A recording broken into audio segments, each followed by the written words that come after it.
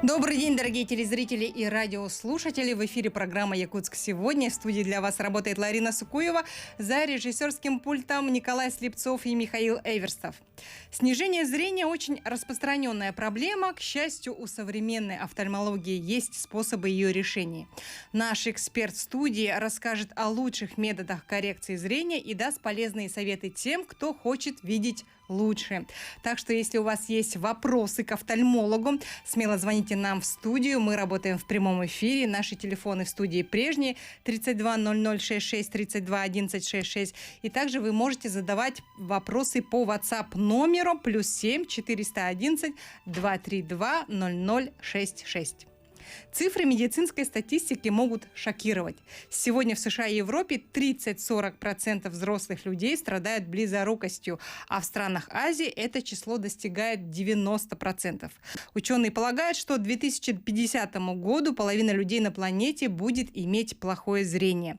Главная причина – постоянно возрастающие зрительные нагрузки на близком расстоянии. Использование смартфонов и компьютеров не проходит даром.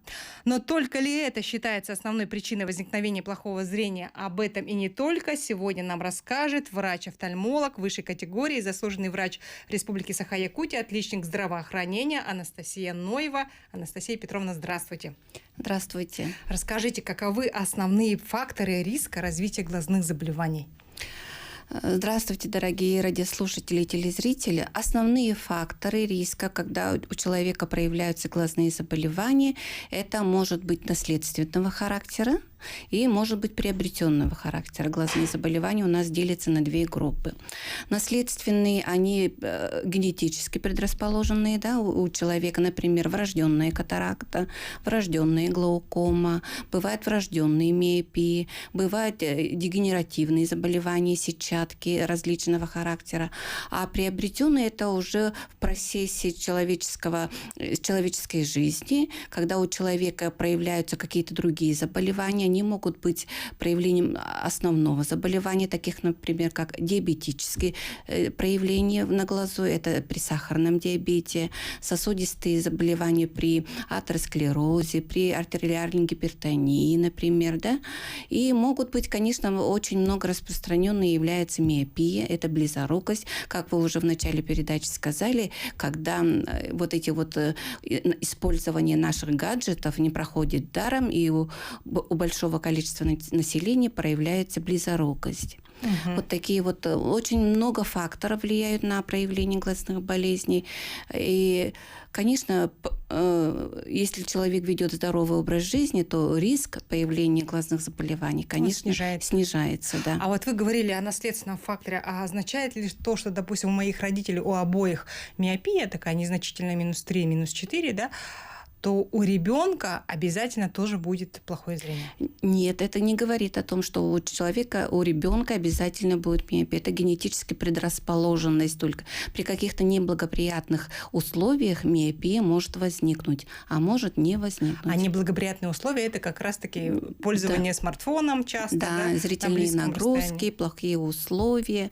Если вы гигиену зрения будете соблюдать, то у ребенка вполне возможно и не появится близорукость.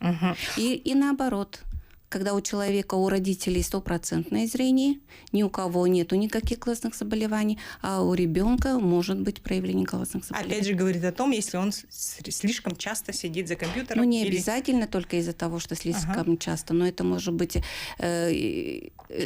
патология соединительной ткани. Глаз растет. Склера – это у нас соединительная ткань, и поэтому склера перерастягивается, и тогда появляется близорукость. Какие симптомы указывают на необходимость незамедлительного обращения к офтальмологу? Вообще к офтальмологу, человек, который всегда следит за своим здоровьем, должен обращаться после 40 лет раз в год. А если у твоих родителей имеются хоть какие-то глазные заболевания, то можно и почаще. Вы говорите о Это, катаракте, да? это профилактика, Ага. профилактический осмотр.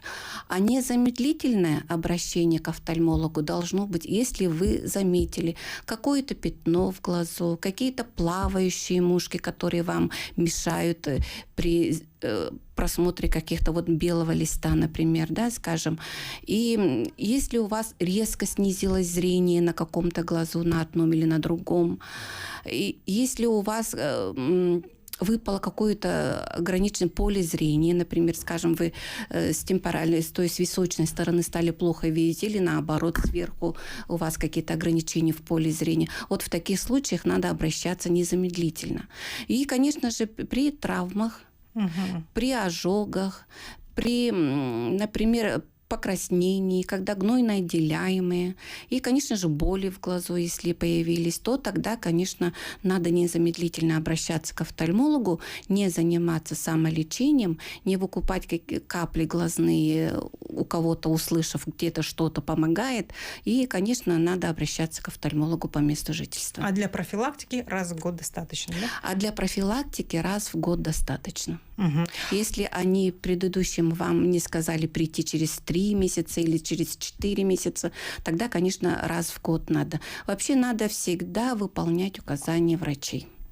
Потому что мы руководствуемся стандартами, которые вот нам ученые все нам прописали по разным заболеваниям, и мы четко придерживаемся этого стандарта.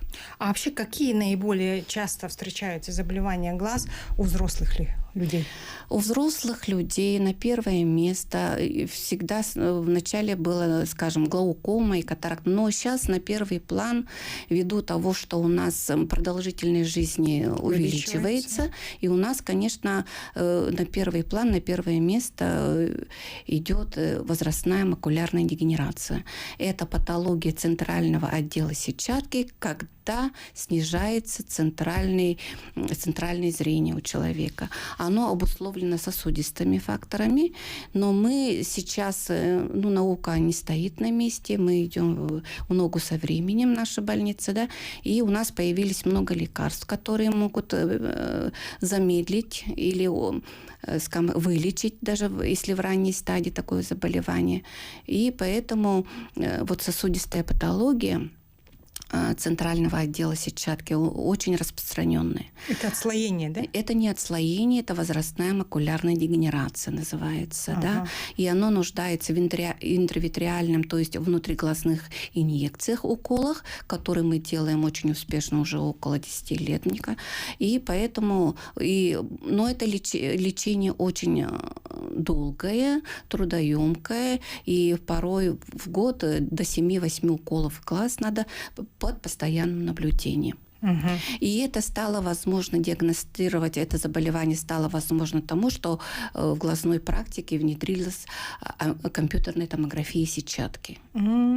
Поэтому мы до мельчайших подробностей можем увидеть, как действует лекарство, когда его надо колоть, в каком периоде надо его колоть, и в динамике. И второе место, конечно, это у нас в республике, это глаукома, которая у нас очень много населения заболевает, да, с глаукомой. Глаукома, она бывает разная тоже. И катаракта. Но с катарактой, как мы успешно справляемся, потому что катаракта, если нет сопутствующего заболевания при катаракте, то она вылечивается хирургическим путем. Катаракта только оперативное лечение. А я еще вот слышала, что с возрастом все как бы подвержены катаракте. Это так или нет? К сожалению, это так, но потому что у нас внутри глаза имеется линза прозрачная, она, когда ребенок рождается, она прозрачная, с возрастом она имеет свои связки. Связка с возрастом, она менее такая эластичная становится, и хрусталик тоже менее эластичный становится. Тогда нам приходится после 40 лет носить пресбиопические очки для близи. У кого было 100% хорошее зрение. Это когда связки и хрусталик, эластичность меняют. А если меняется структура самого хрусталика, линзы, то и появляется помутнение, то это уже называется катарактой. И это тоже неизбежно, но она проявляется у кого-то раньше, у кого-то позже. Это уже как-то генетическое и вот от общего состояния человека зависит. А, кстати говоря, насчет видеть близко, вот дальнозоркость. Всех ли это постигает с возрастом? С возрастом, да.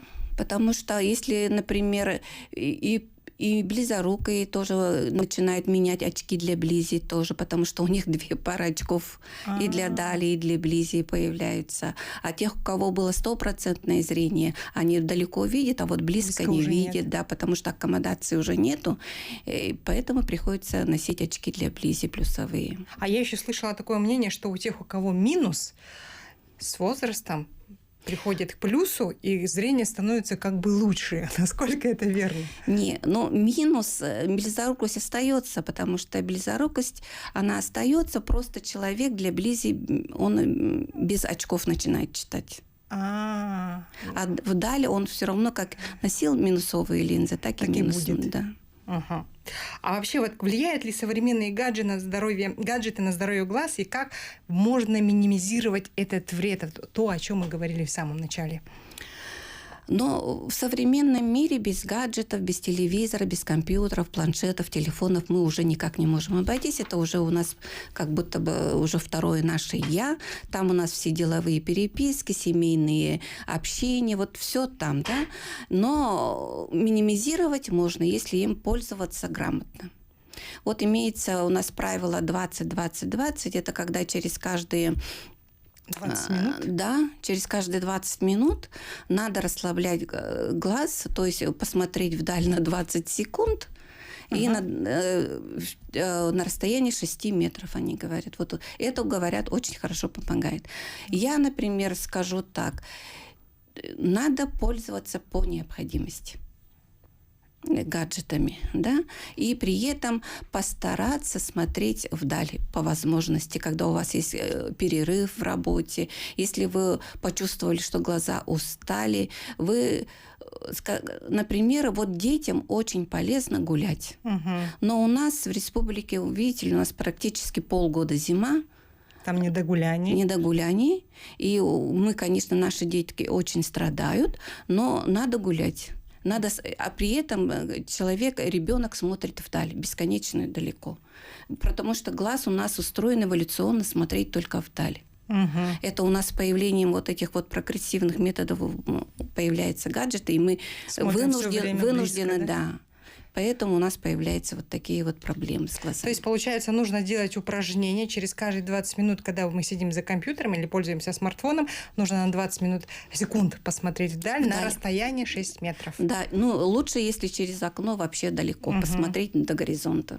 А вообще существуют ли какие-нибудь витамины или микроэлементы, которые могут предотвратить вот снижение зрения, и какие лучше подобрать? Для глаза очень полезны витамины группы А, группы В, группы С, это аскорбинка, да, группы Д, которые мы тоже с фиолетом получаем, и группы Е тоже очень хорошо. Они овощи, которые вот полезны, например, они вот фрукты, говорят, оранжевого цвета, да, дыня, да, морковка, вот это вот тоже очень хорошо. Но, конечно, одним питанием мы все это восполнить не можем. И поэтому время от времени комплекс витаминов тоже полезно принимать. Сейчас очень распространены японские капли. Вот как вы к ним относитесь? Можно ли ими пользоваться? Если врач вам назначил, пользуйтесь смело. А если не назначил? Если не назначил, то, в принципе, я вообще предрасположена и вообще пропагандирую всегда минимизировать медикаментозные лечения, вмешательства вообще извне. И если врач по необходимости вам что-то назначил, тогда принимайте. А самим что-то придумывать не надо? Не надо. У нас есть телефонный звонок. Добрый день. Наденьте, пожалуйста, Анастасия Петровна, наушники, чтобы слышать звонок от нашего слушателя, телезрителя. Здравствуйте, говорите, да, мы вас слушаем. Ага, я вот чувствую, что очень опытный специалист у нас сегодня в студии, вот на прямом эфире. Да, все верно. Я человек пожилой, и вот хотел бы спросить, как с глаукомой, у нас какие-нибудь надежды есть на что-нибудь или нет? И у меня вот глаукома, почти слепой. И вот что можете вы маленечко нам поднять настроение тем, как вот с глаукомой можно маленечко поправить. Мы вас поняли. Спасибо вам за звонок. Вот что такое глаукома, как ее предотвратить и что делать тем, у кого она уже есть? Спасибо за вопрос. Глаукома – это хроническое, сосудистое, медленно прогрессирующее заболевание, которое никуда не девается. И если мы глаукому прооперировали, это не говорит о том, что мы глаукому вылечили. Потому что глаукома, раз появилась у человека, она сохраняется всегда. Глаукому, когда вам выставили такой диагноз, надо постоянно наблюдаться у офтальмолога по месту жительства и принимать капли, которые она вам назначила, на постоянной основе. Но при этом тоже надо наблюдаться, потому что мы обычно комбинируем глазные капли, и обычно мы их еще и меняем, потому что иногда бывает такое, что вот одни капли помогают, а потом перестают помогать. Тогда у нас много сейчас появляются новых глазных капель антиглаукоматозных разного класса. Тогда мы их меняем уже на другой глаз, который уже другим путем помогает снизить внутриглазное давление. Но при этом надо сказать, что глаукома не всегда сопровождается повышением внутриглазного давления, но наши офтальмологи все это хорошо знают. Мы практически каждый год проводим глаукомные вот эти вот циклы, да, и мы стараемся глаукому диагностировать на ранней стадии.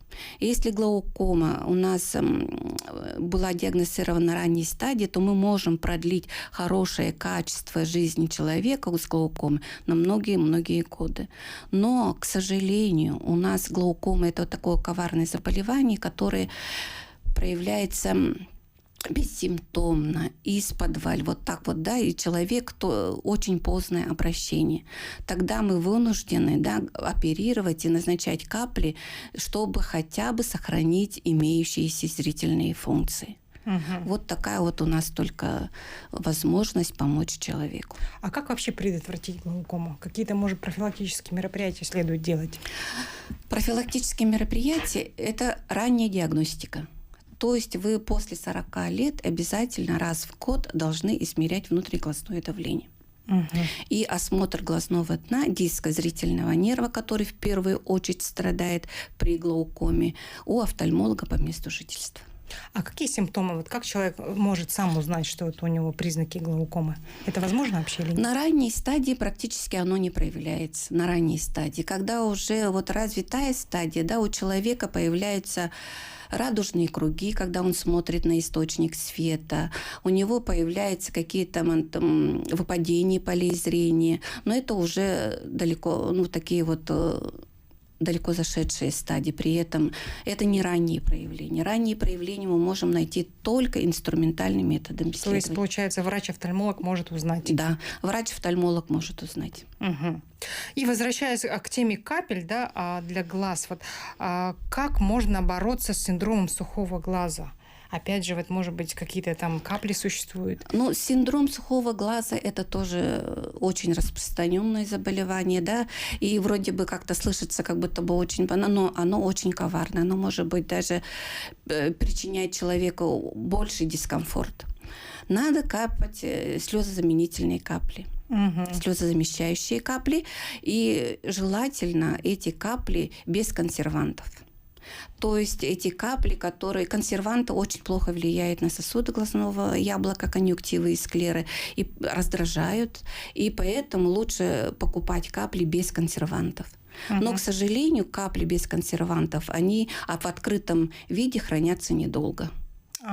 Это финансозатратное, получается, лечение. Но если человек бережет свое зрение... На сколько дней хватит тогда вот одного? Где-то открытые... Мы обычно глазные капли в открытом виде храним 28-30 дней. На месяц, получается. Месяц, да. А вообще причина возникновения этого синдрома сухого глаза в чем заключается? Это может быть ношение линзы. Это часто бывает после лазерной коррекции зрения. Бывает у миопов, даже в очковой коррекции тоже бывает. Да? Меняется состав слезы. Слезы вроде бы много, но и слезотечение тоже беспокоит у человека. Да? Но мы почему-то говорим синдром сухого глаза. Да? Состав, качество слезы меняется. И поэтому вот такое вот проявление бывает, синдром сухого глаза. Это очень распространенное сейчас заболевание. Дорогие друзья, не забывайте, что мы работаем в прямом эфире. Вы можете звонить нам в студию и задавать вопросы врачу-офтальмологу. Сегодня мы говорим о глазных заболеваниях. Наш телефон в студии прежний 32 0066 32 11 66. И также вы можете задавать вопросы по нашему WhatsApp номеру +7 411 232 0066. Сейчас мы уходим на короткую рекламную паузу. Позже вернемся.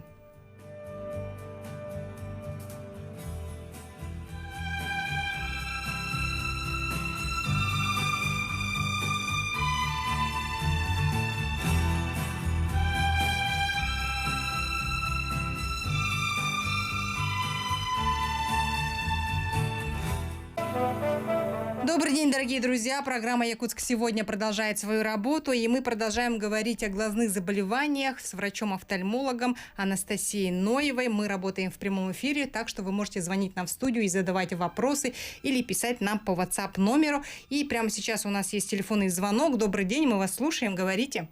Добрый день, из Ленска. Здравствуйте, очень приятно. Меня зовут Валерий Николаевич. Вот недавно по радио услышал о предстоящих экспериментах, опытах по вживлению в мозг для слепых людей электродов с последующим выводом, на камеру там с какой-то антенной. Это занимается человек по фамилии Кулешов. Вот имя забыл, Денис, по-моему. Что вы знаете о нем? Можете сказать? Ага, спасибо вам за звонок. Сейчас мы сразу ответим, на него. Но такие эксперименты, такие научные изыскания идут. И в одно время тоже бионическим глазом мы тоже в республике тоже хотели заняться, но поймите, что это очень дорогостоящее, пока для нашей республиканской больницы оно не в силу, но, наверное, в России, наверное, скоро будут такие. Но это пока экспериментальные, да? Пока экспериментальные, да. Ага. У нас еще один звонок. Добрый день, мы вас слушаем. Ага. Здравствуйте, говорите. Это меня. Слышим, да, говорите.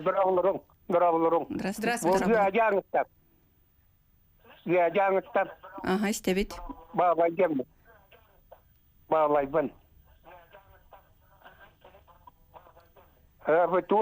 Бұте Арктика программасынан кәләлі бұд бұрастар мен қарақын көдіріген жокүткайға барады. Оны білейін еті бұрастар бар болаларды бағайын, опускайын бар еңін болалар. Оны еті хайын көдірір бағар операцияларының мұллаққа қаллантылағар көдірір үшуай дейілді. Енігінен көдірі бара бұны барарымты көдіштақ болу оғай. Спасибо вам за звонок.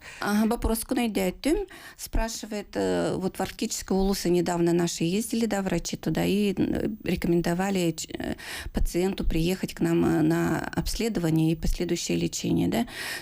И спрашивает, во время у нас круглогодично врачи на приеме сидят, мы никого обратно не отправляем, но у нас такое единственное требование, у нас в поликлинике, в больнице принимают только по направлению от офтальмолога по месту жительства. Если у вас есть направление от офтальмолога, пожалуйста, приезжайте, мы вас посмотрим, поможем.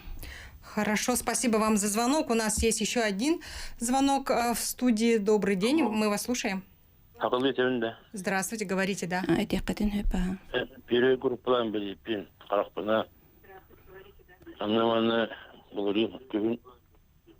Алрақтың көдді бір қараған сүлетіне слепота дейіптірі. Оны катарактының баты бүрілді бітті. Оны катарактың растаты бұнды оқтыр. Ага, спасибо вам.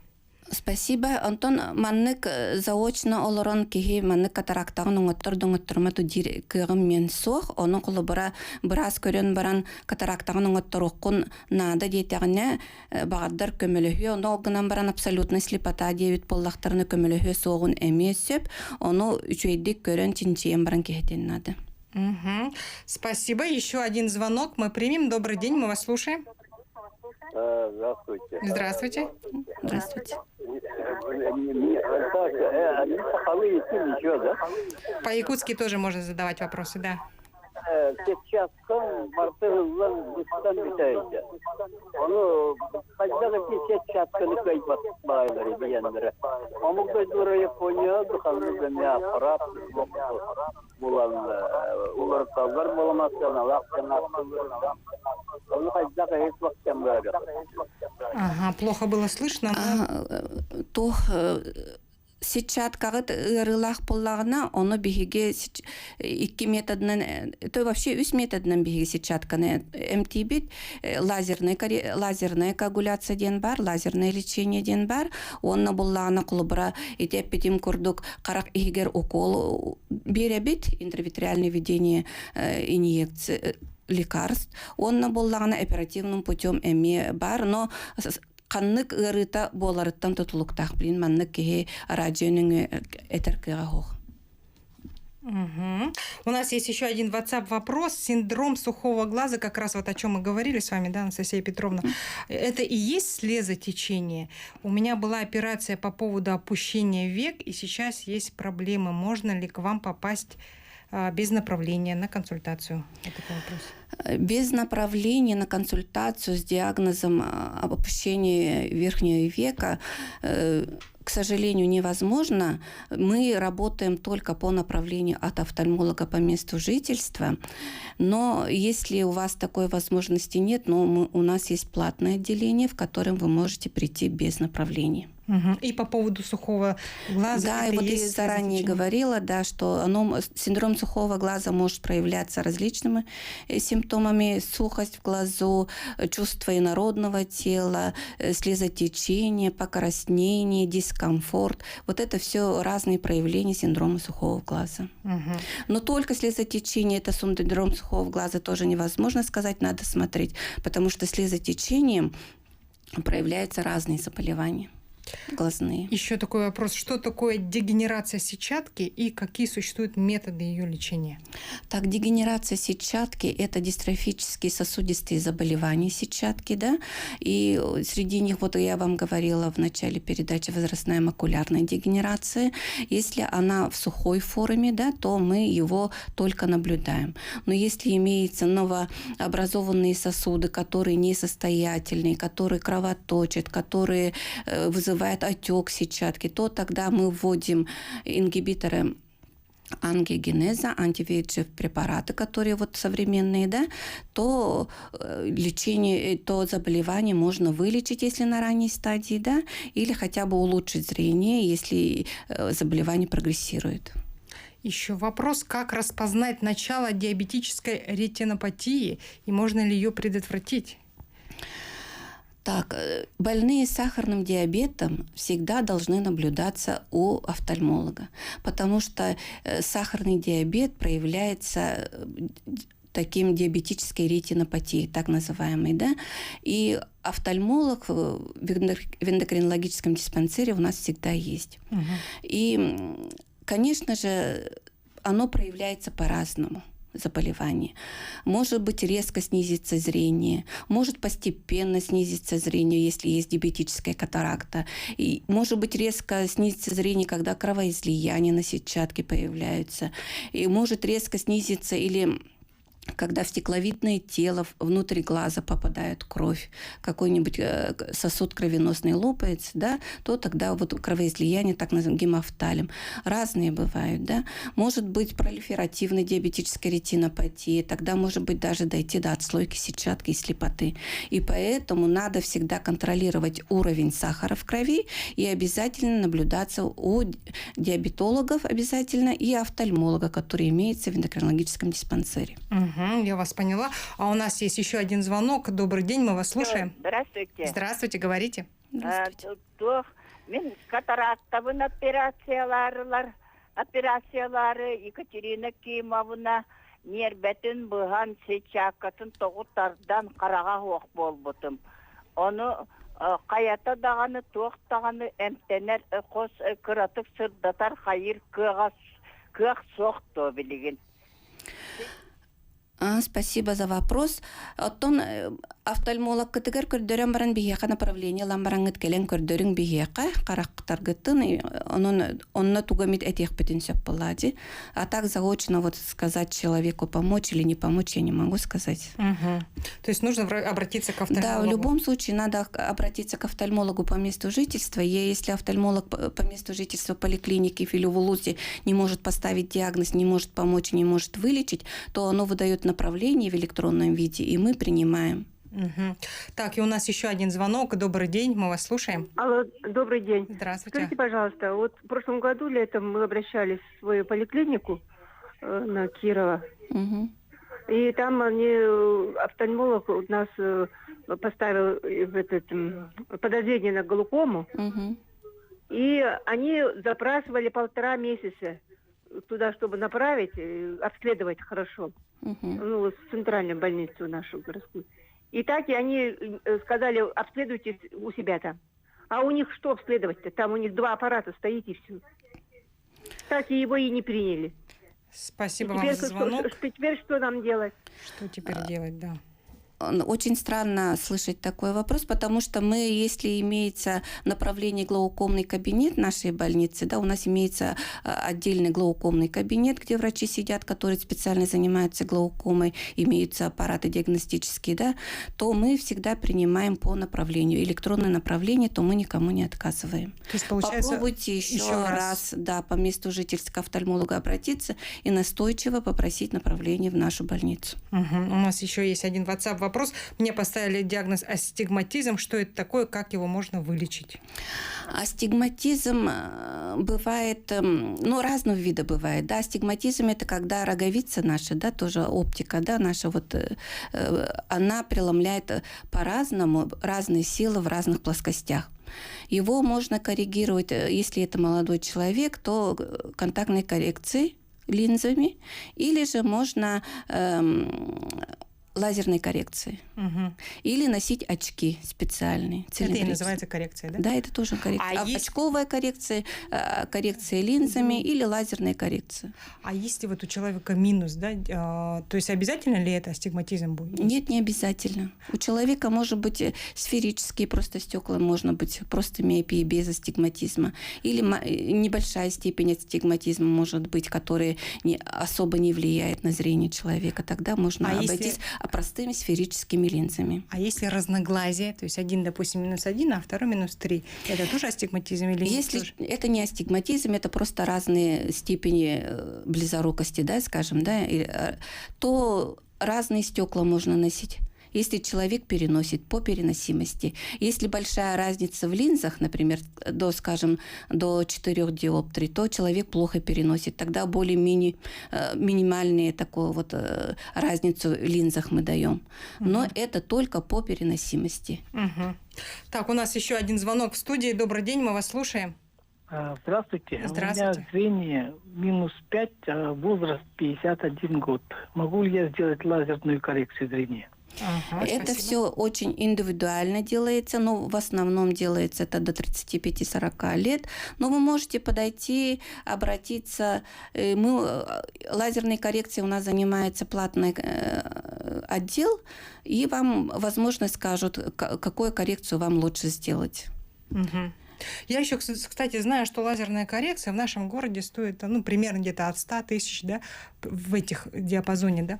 А вот в других городах, Новосибирск, Санкт-Петербург, там, Москва, 15 тысяч. Это вот что такое? Стоит ли им доверять свое зрение?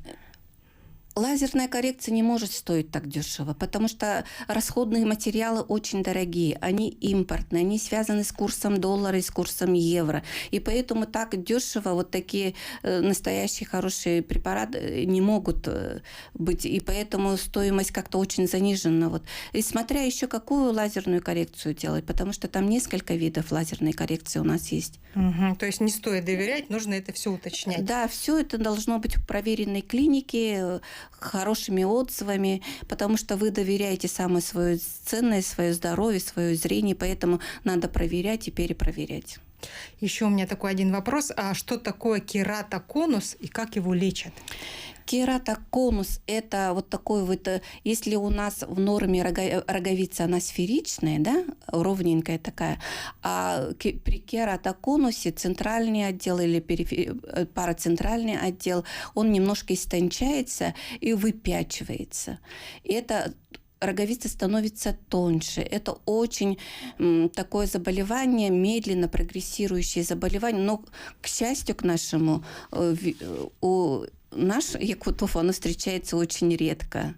Но бывает, да, кератоконус. Его можно коррегировать либо линзами, если это небольшая степень кератоконуса, или если это очень такой выраженный кератоконус, то это только оперативным путем. А почему вот вы сказали, что редко встречается? С чем это связано? Как-то так редко встречающееся заболевание кератоконус. Но бывает. Угу.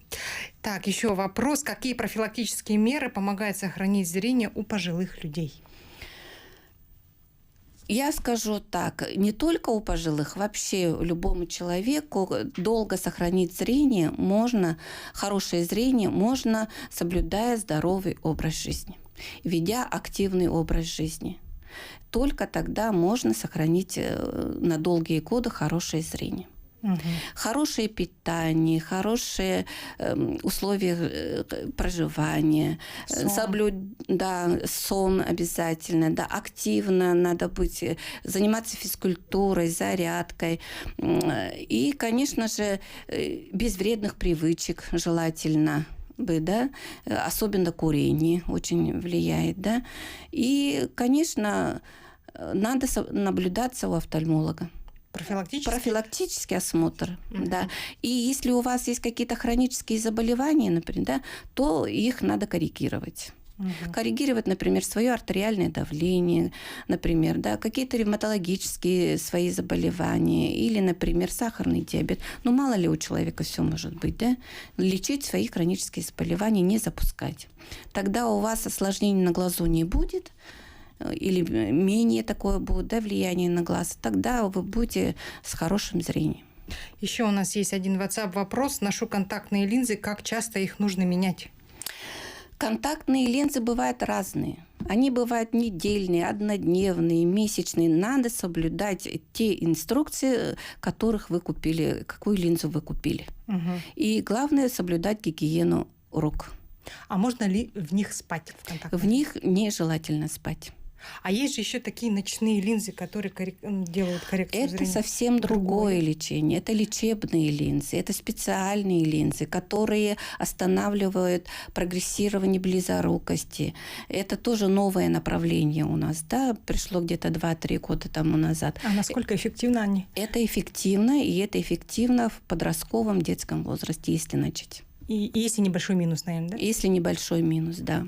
Ну, даже с большим минусом тоже имеет хорошие результаты. И последний вопрос. Как можно проводить самостоятельно самодиагностику зрения? Какие тесты можно использовать дома?